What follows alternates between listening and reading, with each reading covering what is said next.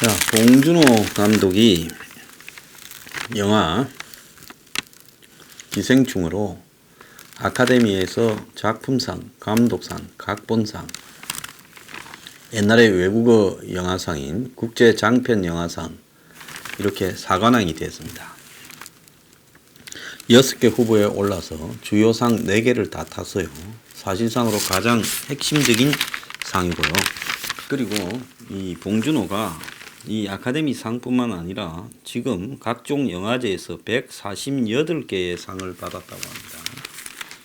그리고 칸 영화제와 그러니까 거기서 황금 종려상을 받고 아카데미 작품상을 받은 영화는 마티, 어네스트 버그나인 나오는 영화죠. 그 마티 이후에 64년 만이라고 합니다. 자, 그래서 처음으로 아카데미의 후보로 임명됐는데 상을 4개나 타버렸다. 대단히 큰 업적을 이룬 것은 사실입니다. 이것을 우리가 다른 걸로 좀 비유를 하자면 어제 일본에서 이 이야기를 가생이 닷컴이라는 데서 했는데 한국이 월드컵에서 우승한 것과 거의 비슷한 일이다. 대단하기는 하다. 속은 상하지만 저는 맞는 말이라고 봅니다. 봉준호의 아카데미상 4개 석권은 그야말로 한국이 월드컵 축구에서 우승한 것 이상의 성과라고 인정을 해야 됩니다. 자, 그런데 이제 이 봉준호의 어제 아카데미상 석권을 바라보는 한국 국민들의 상당수는 좀 마음이 불편했을 걸로 보입니다. 보수 정당이나 보수 성향을 가지고 있는 사람들은 봉준호를 매우 비판적으로 바라보죠. 또 그렇게 심하게 그런 의식을 갖게 된 이유가 이명박 박근혜 정부의 예술계 블랙리스트에 봉준호가 속해 있었다는 건데, 그리고 이 블랙리스트에 그 명시된 내용이 있다는데요.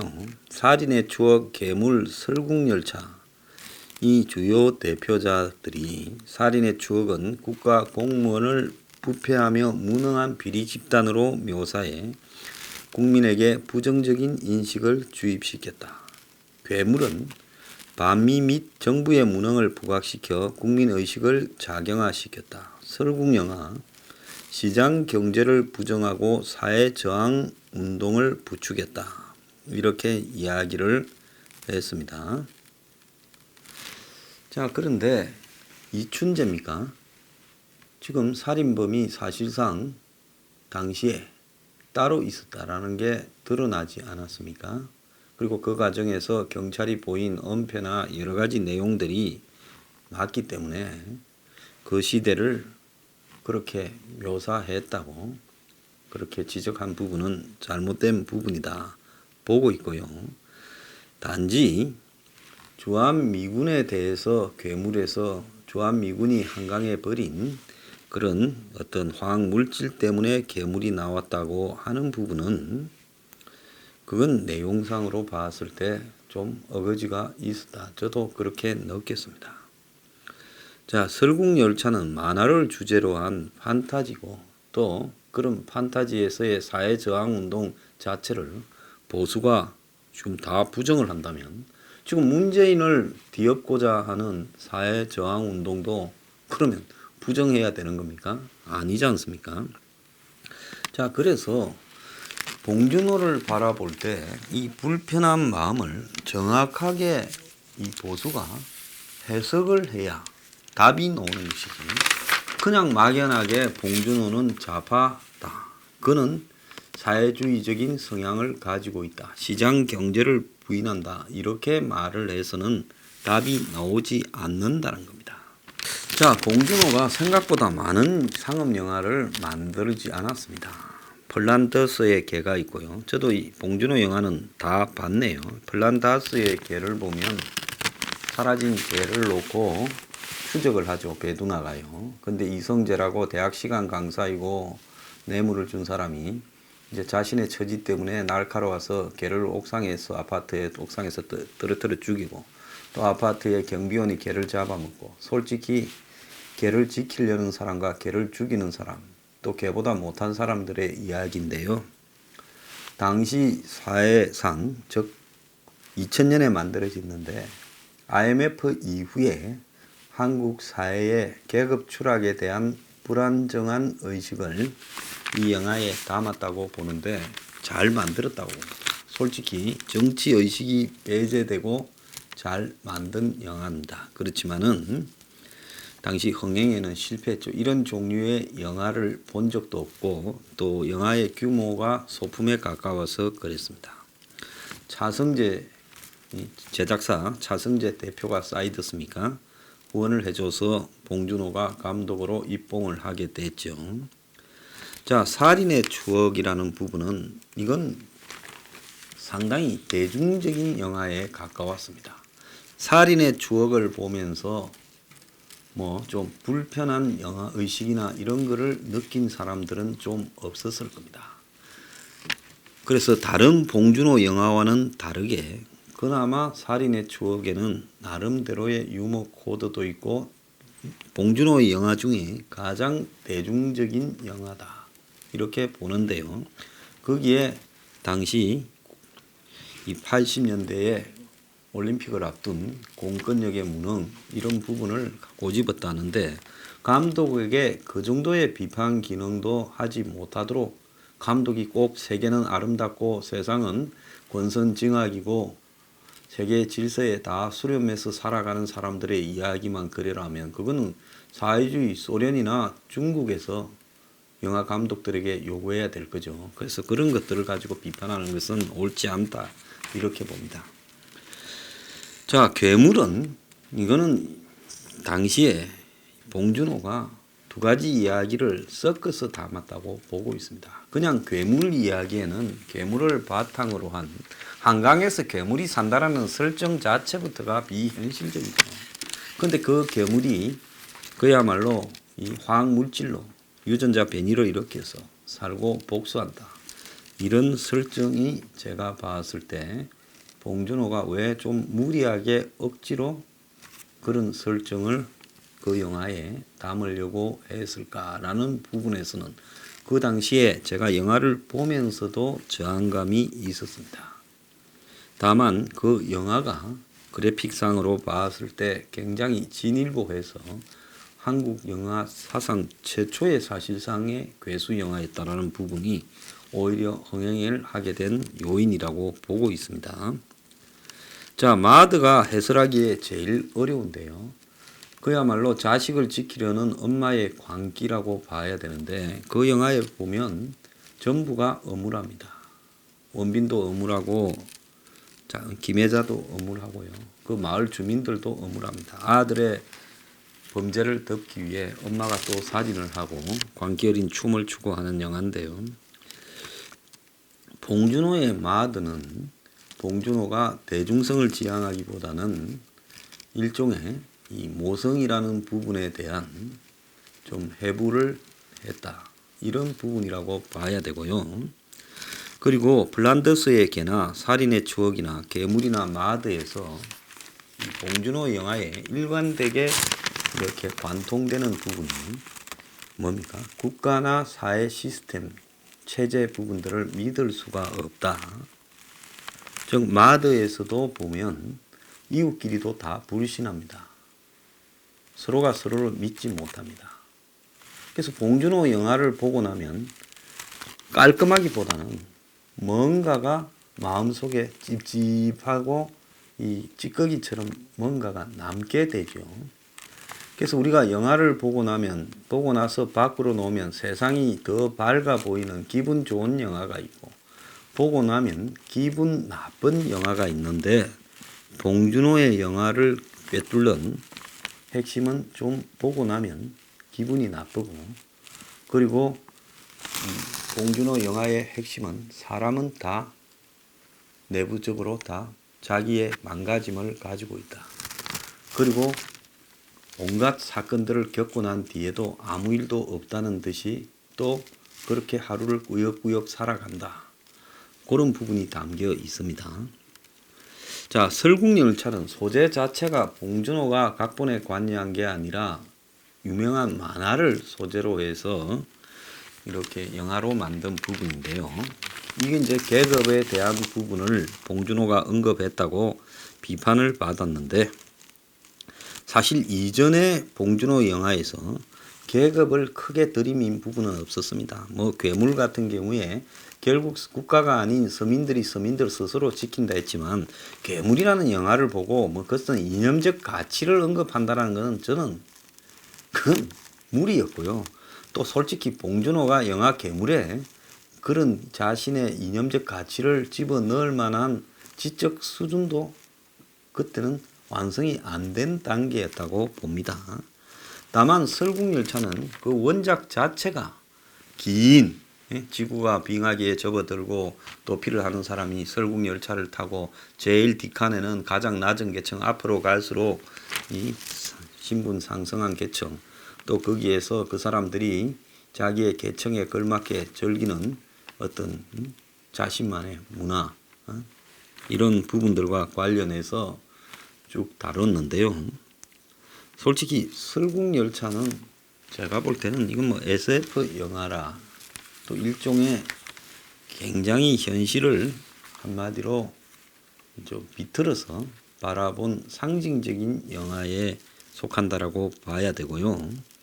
그렇지만은 그 설국열차에서 이야기한 계급에 대한 고찰 부분은, 그 영화는 그렇게 심도 있게 제가 봤을 때 계급 문제를 파악하기보다는 매우 단선적으로 기차의 칸이 앞에부터 뒤에까지 단선적이듯이 봉준호도 그 영화에서 심오한 계급의 가치를 담지 못했다고 봅니다.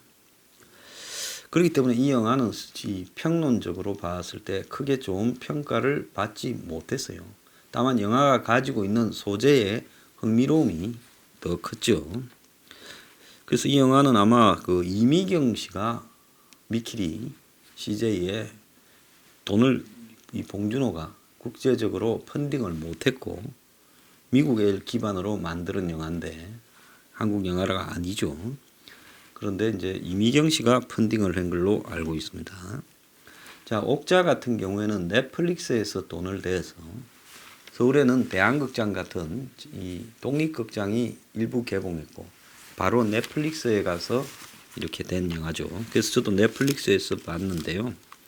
옥자는 지금 우리가 이렇게 하고 있는 이 육식사회 이런 부분들이 옳은가에 대해서 언급을 했는데, 이 부분도 이제 미국이 그 육식을 장려하는 큰 유전자 조작 돼지 공장을 운영하고 이제 이렇게 저렇게 하면서 반미적인 시각도 좀 담았어요. 굳이 이걸 미국이라고 하기보다는, 물론 미국의 유전자 조작 다국적 기업 상당수를 보유하고 있는 것도 맞지만은 육식 사회에 대한 고민은 미국의 다국적 기업에 대한 문제라기보다는 인간의 각자가 가지고 있는 탐욕이죠. 왜? 고기는 맛있죠. 그런데 고기를 먹으려면 그 무게의 10배 이상이 되는 식량, 그러니까 곡물들이 고기의 사료로 제공돼야 됩니다.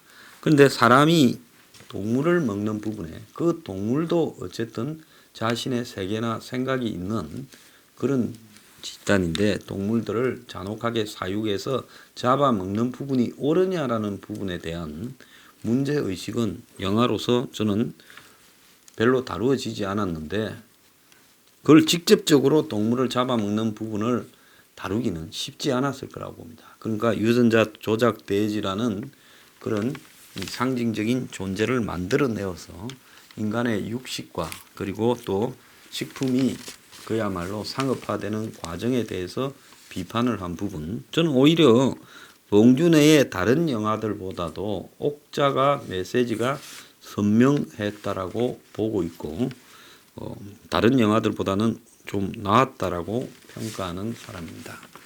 자, 그런데 기생충이 이제 이번에 상을 받았지요. 자, 봉준호는 이번에 상을 받는 부분에 있어서 국제사회에, 한국에는 뭐 다른 유명 감독도 있지 않습니까? 박찬욱 감독도 있고 김지훈 감독도 있고 이랬는데, 이 봉준호가 국제적으로 이렇게 이 골든벨을 먼저 울린 것은 봉준호가 자신의 영화에 자신만의 칼라를 지속적으로 담았다. 그리고 거기에는 사회적 문제에 대한 칼라들을 스릴러 형식으로 거의 대부분의 봉준호 영화가 스릴러나 이런 부분과 관계가 있지요. 그래서 칼라를 톤을 일정하게 유지했다라는 것이 봉준호의 성공 비결이라고 보고 있습니다. 그런데 이 봉준호의 기생충이 이렇게 화제가 된 것은 이 영화 자체는 일단은 보고 나면 불쾌합니다. 보는 동안에는 시간이 상당히 이렇게 언제 흘러가는지 알 수 없을 정도로 빨리 흘러가죠. 자, 이 영화와 얼마 전에 이제 이 시트를 좀 칠 건가 기대되었던 복귀한 이창동의 버닝이라는 영화의 차이를 보면 버닝은 일단 영화 자체가 좀 지겹습니다. 그런데 봉준호는 봉테일이라는 즉 매우 디테일하게 자신의 영화에 대해서 시간 부분에서 지겨운 부분이 없이 꽉 차서 넣는 부분에는 탁월한 재주가 있는 부분이 분명히 있습니다. 그래서 빈부격차 담론에 질린 젊은 관객한테 크게 어필했다. 그래서 봉준호의 영화가 프랑스에서도 대히트하고 미국에서도 지금 개봉 넉 달이 되었는데 아직도 사람이 늘어나고 있다는 거예요. 그래서 이게 지금 미국이 상위 1%가 지금 한 24년 사이에 점유율이 2배로 느는 정도로 20.2%로 1%가요. 그래서 이 월가 점령 그 시위가 금융위기 이후에 있었고 지금도 미국 대선에서 샌더스나 엘리자베스 워런의 이 젊은 사람들 20, 30대가 열렬히 지지하는 것처럼 자본주의의 고장에 있어서 미국의 젊은이들의 사회에 대한 인식이 급격하게 지금 이렇게 반자본주의로 돌고 있다는 겁니다. 미국의 젊은이들 18에서 29세에게 자본주의에 대한 그 호응도를 물으니까 45%밖에 안 된다는 겁니다.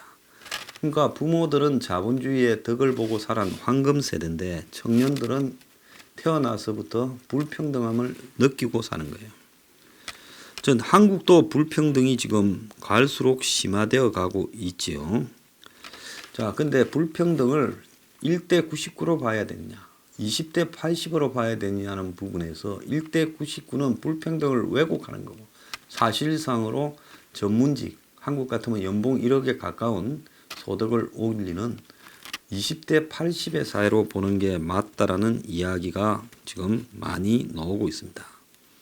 그래서 이 한국 사회에 날로 심각해지는 빈부격차. 근데 이게 전 세계에 지금 이 양극화, 심화, 빈부격차의 심화로 포퓰리즘이 성행하고 기성정치가 무너지고 아일랜드의 선거에서도 신페인당이 북아일랜드의 정치적인 문제가 아니라 의료, 복지 이런 부분의 포퓰리즘으로 또 크게 약진을 했고 미국에도 이번에 민주당 경선에서 샌더스나 엘리자베스 워런이 계속 약진을 하고 있습니다.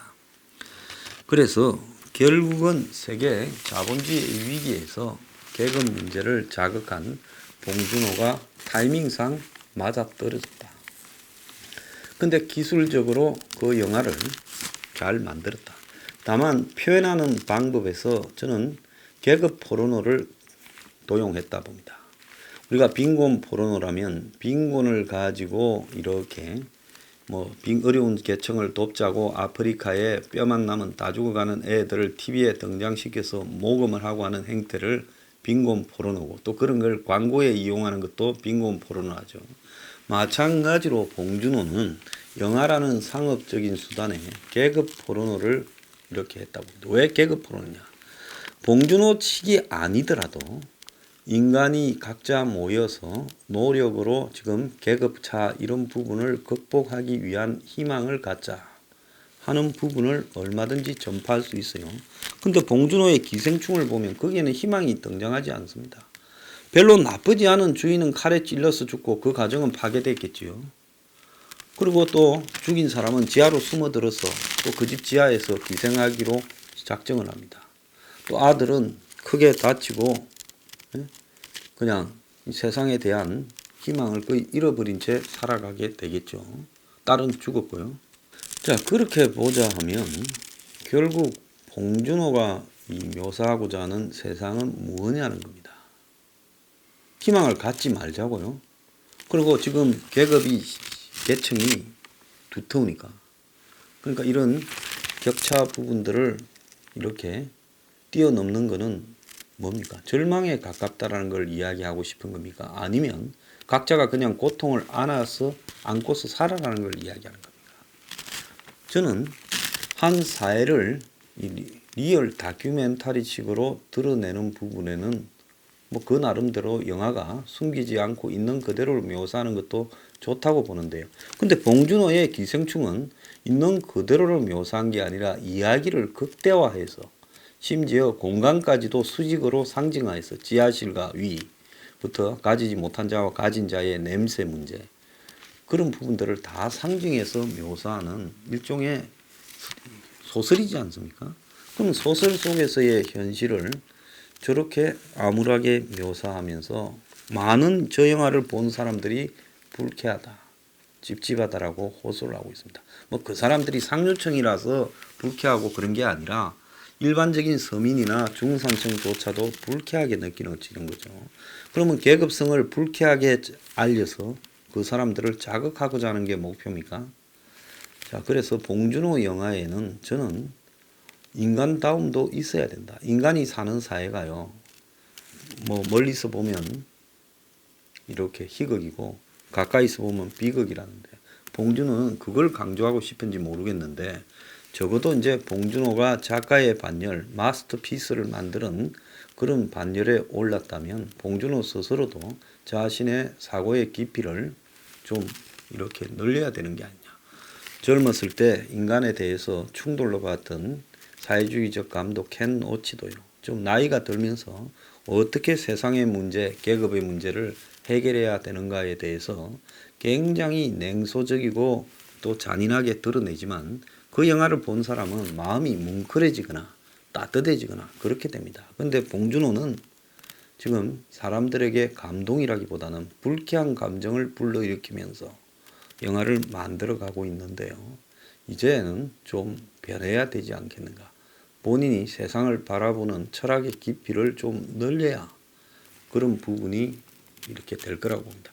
상을 받았다고 해서 외국에서 박수 쳤다고 우리도 맹목적으로 박수 치는 게 아니라요, 봉준호의 작품 세계가 가지고 있는 한국의 좌파적 속성의 문제, 그것은 계급을 드러냈다라는 부분을 비판하는 게 아닙니다. 계급을 부정하고요, 계급을 이렇게 악랄하게 드러냈다고 일부 수구 보수들이 이야기하는 건 저는 매우 틀린 이야기다. 그건 자신감이 없으니까 그런 식으로 비판하는 거다. 우리 사회의 계급 문제는 분명히 있다. 그런데 그 계급의 문제를 바라보는 감독의 시각이 이제 실험적 감독의 차원은 넘어섰으니까 좀 숙성돼야 된다. 저는 이 부분을 봉준호에게 이야기합니다. 그러지 않으면 봉준호는 계급 포르노를 계속 찍어내는 사람이에요. 계급에 대해서 날카롭게 드러내서 그걸 바라보는 사람이 자극을 느끼게 만드는, 그게 계급 포르노예요. 자, 그 계급 포르노로는 사회적 문제가 해결이 안 된다. 그래서 그걸 극복하기 위한 시선을 더 성숙시켜야 된다. 저는 그렇게 보고 있습니다.